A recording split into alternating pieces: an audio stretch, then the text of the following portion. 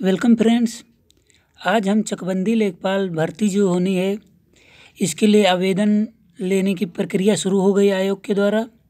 और इसकी आवेदन की प्रक्रिया शुरू होने की तिथि थी 6 मार्च 2019। आप देख सकते हैं यहाँ नोटिफिकेशन में दिया गया है। यहाँ पे आप देख सकते हैं आवेदन की प्रारंभ होने की तिथि 6 मार्च 2019 और शुल्क जमा करने की शुरुआती तिथि 6 मार्च।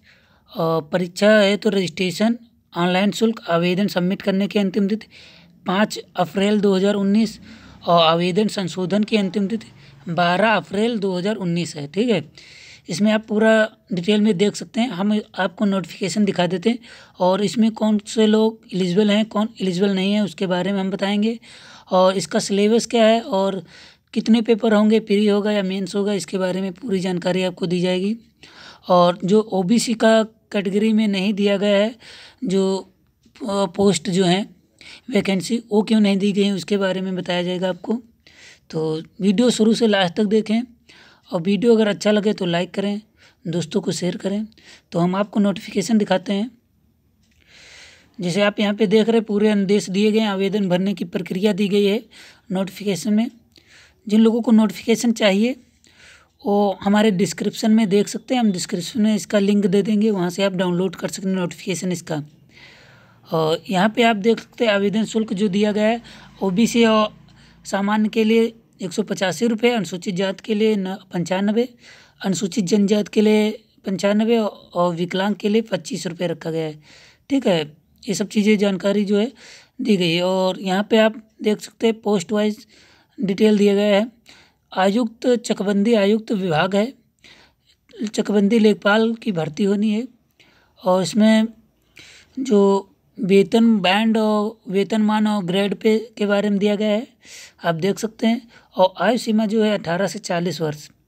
ठीक है, और साथ में जो छूट भी लोग लेते हैं ओबीसी एससी एसटी वालों के लिए छूट भी इसमें मिलेगी, तो इस हिसाब से 40 के ऊपर एज क्रॉस कर जाएगी।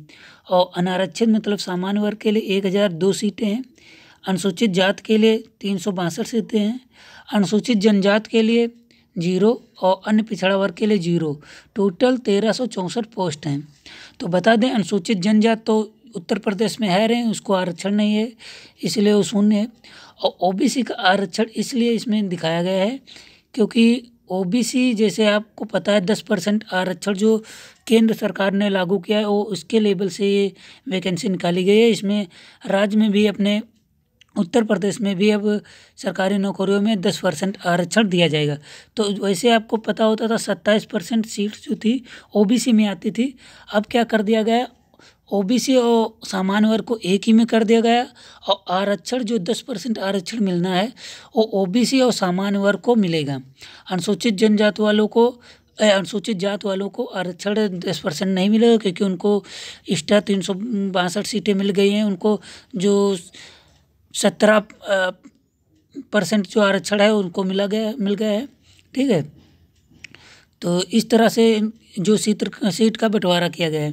तो ओबीसी वाले घबराने की कोई ज़रूरत नहीं है, उनको आरक्षण का लाभ मिलेगा और वो सामान्य वर्ग में क्वालिफाई करेंगे। पहले भी ऐसा ही होता था क्योंकि 10% आरक्षण जिनको मिलता था, मतलब कि जिसकी जो क्रीमी लेयर और बिना क्रीमी लेयर वाले दो होते थे सिस्टम, तो उसमें क्रीमी लेयर वालों को आरक्षण मिलता था, बाकी नॉन क्रीमी वालों को आरक्षण मिलता था, क्रीमी लेयर वालों को आरक्षण नहीं मिलता था। इस तरह से सिस्टम था। यहाँ पे देख सकते हैं क्षैतिज आरक्षण की श्रेणी में विकलांग के लिए 54 सीट आरक्षण है, महिला के लिए 272 और 272 ओबीसी सामान्य और जो एससी के लिए सबके जो परसेंटेज वाइज डिवाइड होती हैं। और सैन्य वियोजित और भूतपूर्व सैनिक के लिए 68 सीटें हैं, स्वतंत्रता संग्राम सेनानी को 27 सीटें हैं। ठीक है, इस तरह से है। और सिलेबस की बात करें तो सिलेबस के बारे में पूरी जानकारी नहीं दी गई है। फिलहाल जो योग्यता दी गई इंटरमीडिएट पास होना चाहिए। प्रादेशिक सेना में ये जो विशेष अर्हता है, प्रादेशिक सेना में न्यूनतम 2 वर्ष की अवधि तक सेवा की हो। ठीक है, और राष्ट्रीय कैडेट कोर का भी प्रमाण पत्र प्राप्त किया हो तो उनको जो अधिमान दिया जाएगा, उनको वरीयता दी जाएगी। और बता दें इसके जो सिलेबस के बारे में कहा गया है। सिलेबस के बारे में इसमें वही सिलेबस होगा, मैथ, रीजनिंग, हिंदी, जीएस और इस तरह का सिलेबस होगा। उसमें प्री मेंस कराने का कोई अभी बताया नहीं गया, क्योंकि अगर 5 लाख से ज़्यादा आवेदन आते हैं तो प्री और मेंस 2 होंगे, इसीलिए जो है अभी इसका सिलेबस नहीं दिया गया है। सिलेबस जल्द ही अपलोड कर दिया जाएगा आयोग की वेबसाइट पे, क्योंकि जिस हिसाब से अप्लायर होंगे, जितने लोग अप्लाई करेंगे आवेदन, उस हिसाब से सिलेबस डिसाइड किया जाएगा। तो ये जो है गोल्डन चांस है और आप लोग मेहनत करते रहिए, सफलता आप लोगों को ज़रूर मिलेगी। Best of luck, have a good day. Friends, तो हमारे लेके आए हैं चकबंदी लेखपाल भर्ती के बारे में जितने भी आपके डाउट हैं, सिलेबस क्या है, ओबीसी को नोटिफिकेशन में आरक्षण के लिए क्यों नहीं दिखाया गया है, और भी महत्वपूर्ण जानकारियाँ आपको यहाँ पे मिलने वाली हैं। तो वीडियो शुरू करने से पहले आप लोगों को एक ज़रूरी सूचना बता दें, हम अपने जो चैनल पे सभी जो जीएस के जितने पोर्शन होते हैं, सामान्य ज्ञान के जो चकबंदी लेखपाल में पूछे जाते हैं सवाल, उससे संबंधित हम सभी सब्जेक्ट के 500 प्लस क्वेश्चन को यहाँ पे अपलोड करेंगे। हमने पहला चैप्टर अपलोड किया है जो पॉलिटी से रिलेटेड है, हमने इसमें 50 से ज़्यादा क्वेश्चन अपलोड किए हैं। और बता दें, हमने उनको जो डिफ़ाइन भी किया है, जिससे लगभग आपके 150 क्वेश्चन कवर होते हैं। तो अगर आपको वीडियो देखना है तो आप हमारी प्लेलिस्ट में या वीडियोज़ में जाके देख सकते हैं, हमने आज ही अपलोड किया है उसको। और प्लेलिस्ट में भी आपको पॉलिटी एमसीक्यू या संविधान एमसीक्यू मिल जाएगा, वहाँ पे आप देख सकते हैं। तो हम सभी सब्जेक्ट का एमसीक्यू लाएंगे जो आपकी परीक्षाओं के लिए बहुत ही महत्वपूर्ण है। आप 1 से 2 बार अगर एमसीक्यू देखते हैं तो आपको ज़रूर फ़ायदा मिलेगा। तो बात करते हैं चकबंदी लेखपाल की भर्ती के बारे में।